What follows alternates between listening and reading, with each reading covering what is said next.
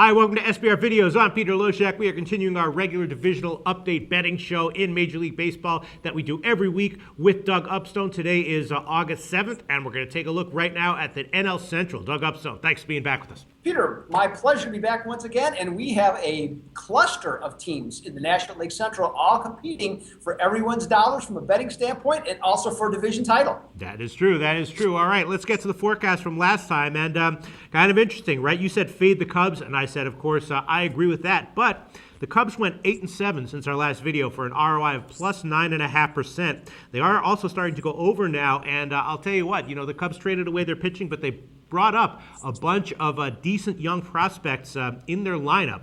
And I'm thinking that there's a chance they might actually be a good bet going forward just because they might be a little bit undervalued. They might have some big underdog lines and the pitching not so great, but some of those names in the lineup are looking pretty promising. And then we went head-to-head, right? You said bet on St. Louis and Cincinnati. I said bet on Milwaukee and Pittsburgh. And I won that one, Doug Upstone. St. Louis, 6-7 since our last video, but, not a bad record, but they're very overvalued, minus 14%. Cincinnati, 7-9 since our last video, minus 13.5%. And Milwaukee went 8-7 since our last video, but they did manage to have a positive ROI of 6%. And Pittsburgh went 8-7 for a negative ROI of just a minus 0.5%. All right, so let's start with the Cubs, right? I'm definitely not auto-fading the Cubs right now going forward. What's your take on the Cubs right now? Peter, that's exactly what I wrote about in the SB Sportsbook Review article. Okay. On this division is that now with the Cubs, I'd say they're off the play against list. I'm not saying they're bet on material, but as you mentioned, they got a lot of young, exciting players. There's going to be some ups and downs with this team, but I think that their record will probably stabilize. I don't think they're going to be terrible. And in terms of some nice underdog roles, I think you should take a look at them, and particularly when they're at home. All right, and another team that I've been high on all year has been Pittsburgh, but now with McCutchen out, that changes things a little bit. I think their lines are still going to be somewhat healthy. You're going to see them in the 130, 140 range a lot.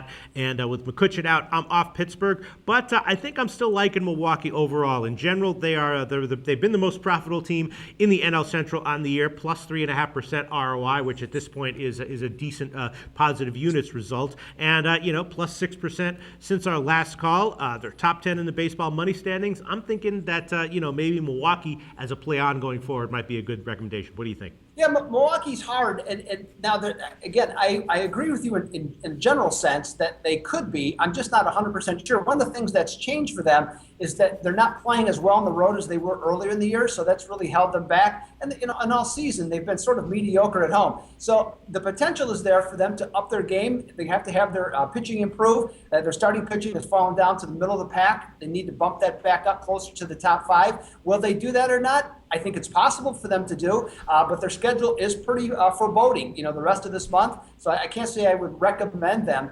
And your Pittsburgh Pirates, and I'm going to say your Pittsburgh Pirates, by the way, Peter, is that I commend them. They have taken advantage of a soft schedule. They're 26-12 since the start of June against teams 500 or below. They've done what they needed to do to crawl back into the race.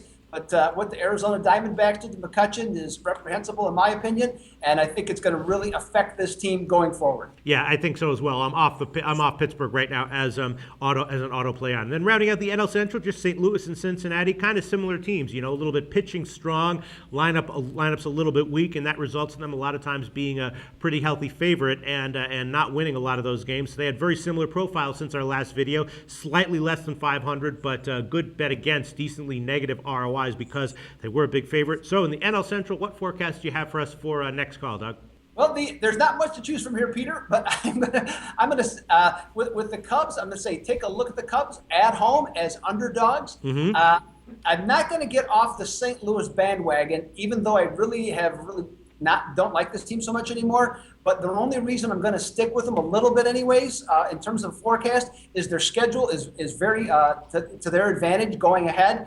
They blew a game last night they should have won against Boston with a bullpen loss, but I think still the schedule is in their favor, and I think they'll go ahead. And yes, I'm ready to surrender on Cincinnati, but I look at that team and say at any point they could go 8-2 with a little bit of offense. Not a play with Cincinnati, but so I'll stick with the Cubs at home as underdogs and St. Louis to eke out a profit before our next call. All right, so your forecast Cubs bet on the Cubs at home and bet on St. Louis, and put in my column bet on Milwaukee. We'll see how that turns out again next week.